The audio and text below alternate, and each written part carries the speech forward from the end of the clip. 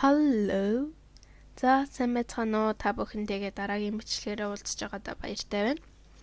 Тэгээд өнөөдөр юуны талаар ярих юм бэ гэхээр одоо хүртэл Японы их сургууль шалгалт өгөхөд юун дээр анхаарах вэ? Хэрхэн өгөх вэ гэдэг талаар яаж сургуулаа сонгох вэ ч юм уу EJU гэж юу вэ гэдэг талаар ярьж байсан.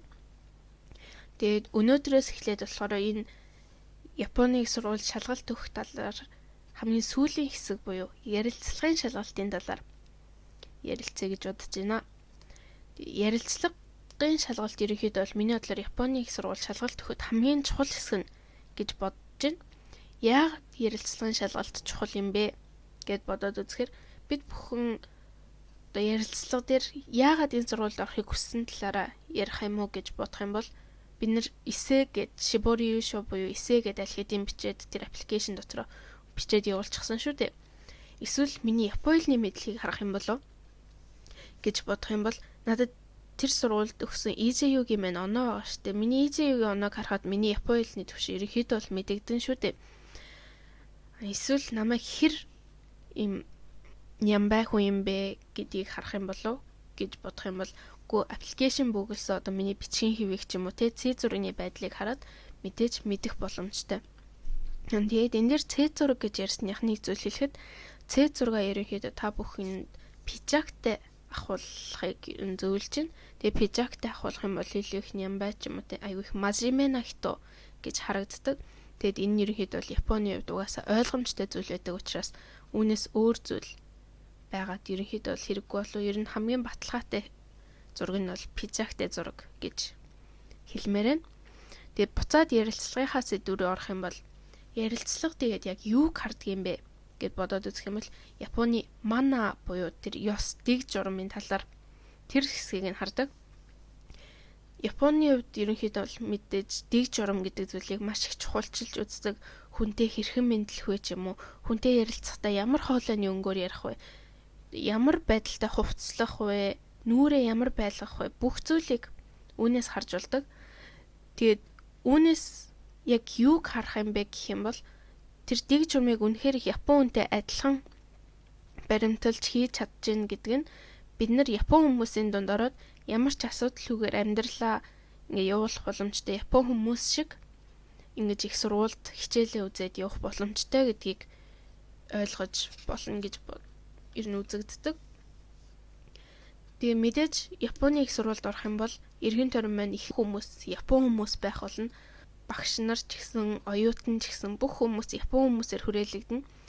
Тийм учраас одоо тэр багштай харьцахдаа ямар байдалтай харьцах уу, оюутантай харьцахдаа ямар байдалтай харьцах уу тэр дэг журмыг хэр их ойлгосон бэ гэдгийг нь ярилцлагын шалгалтаас хардаг байгаа. Тэгээ бас нэг зүйл нь юу юм бэ гэхээр за чамайг энэ талаар сурахыг хүсэж байгааг ойлголоо. Хэр их сурахыг хүсэж байгаа юм бэ гэдгийг чинь харах болно. Энийг юунаас харах вэ гэхээр таны царай ч юм уу тэ нүдний тэр гялалзж байгаа байдал ч гэх юм уу эсвэл тэр хоолойны өнгө ч юм уу тэ одоо өөртөө ихтгэлтэй байна уу үнэхээр энэ талаар судалсан байна уу энэ талаараа мэдэж гин үү гэдэг талаар анализ хийн тэр багш нар тэр бүгдийг чинь хараад энэ хүүхд энэ талаар үнэхээр сурахыг хүсэж байгаа юм байна гэдгийг анализ хийн гэсэн үг.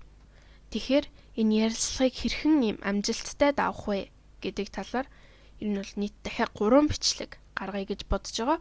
Тэгээ ярилцлагын талаар хамгийн ихэнд болохоор хувцлалтын талаар ярина. Нүрээ хэрхэн бодох вэ? Үсээ хэрхэн янзлах вэ? Ямар хувцс өмсөх вэ? Энэ талаар ярих болно. Хоёр дахь нь болохоор ярилцлагын шалгалт өгөхөд хэрхэн бэлдэх ёстой юм бэ? Юуг бэлдэх ёстой юм бэ? Ямар асуултанд хариулах юм бэ? Ерөнхийдөө ямар асуулт гарч ирдэг юм бэ гэдэг талаар ярих болно. Тэгээ гурав дахь нь болохоор үйл хөдлөлийн талаар бичлэг гаргах болно. Хэрхэн зөв ёслох вэ ч юм уу? Эсвэл хэрхэн зөв хаалгаа тогших вэ?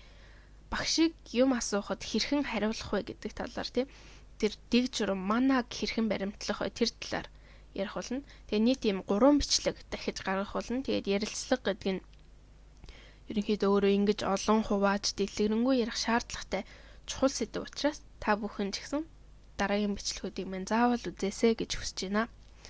Тэгээ өнөөдрийн энэ бичлэгээрээ нэг мэдээллийг нэмж өгмөрөө.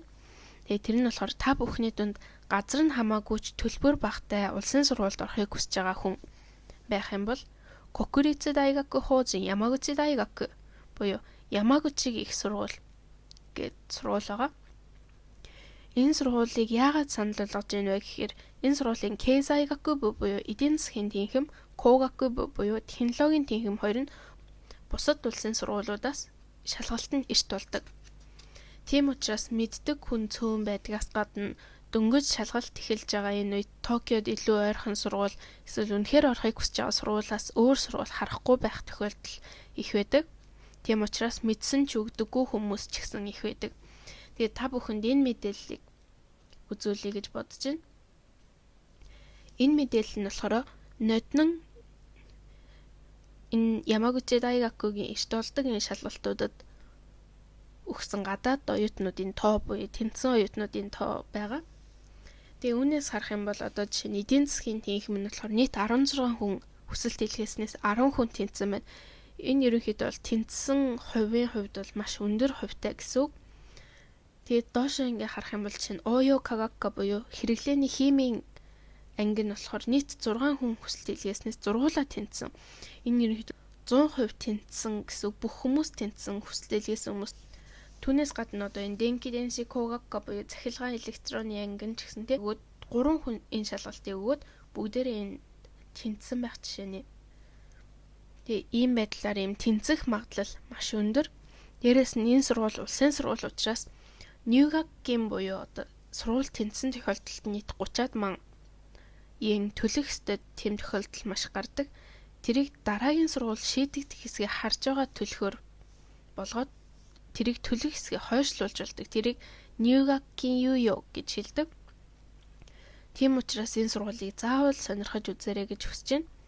Энэ сургууль 8 сарын дунд хэсгээс аппликейшн бөглөдөг бөгөөд ярилцлагын шалгалт авдаггүй гэдгээрээ бас маш их давуу талтай. Өөрөөр хэлбэл заавал тэр Ямагучи аймаг руу явахгүй байсан ч гэсэн сургуульд хүсэлт илгээх боломжтой гэсэн үг.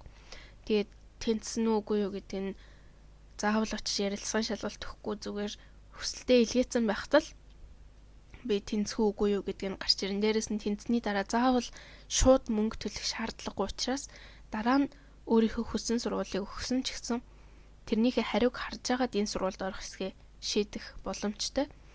Тийм учраас заавал Токиод биш ч юм уу заавал энэ сургуульд л орно гэж бодоогүй байгаа хүмүүс ах юм бол энэ Ямагучи Дайгакуг заавал өгөөрэй гэж хүсэж байна.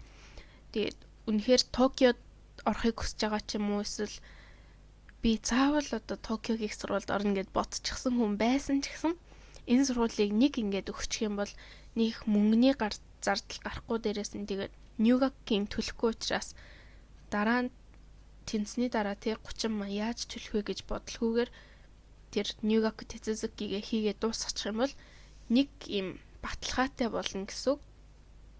Би өөр сургуулиудад унсан ч гэсэн надад тэр сургуулигаа тэр чинь бас улсын сургууль те тэтгэлэг авах боломжтой. Тийм учраас энэ сургууль ер нь бол маш том боломж гэж бас харж болно. За тэгээд энэ удаагийн бичлэгээ ингээд дуусгая.